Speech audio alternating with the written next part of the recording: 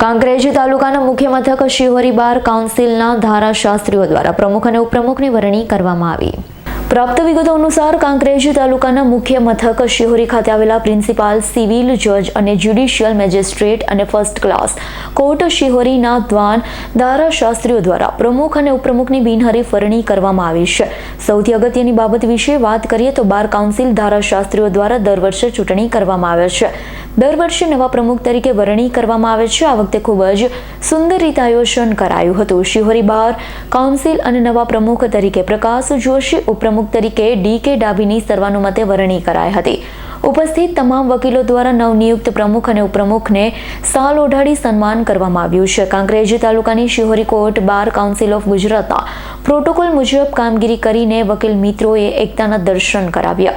Junior અને સિનિયરના પૂરા આદર માન સન્માન સાથે શિહોરી બાર કાઉન્સિલ ધારાશાસ્ત્રીઓની ઉપસ્થિતિ વચ્ચે નવા વરાયેલા પ્રમુખ અને ઉપપ્રમુખની વરણી કરાઈ હતી.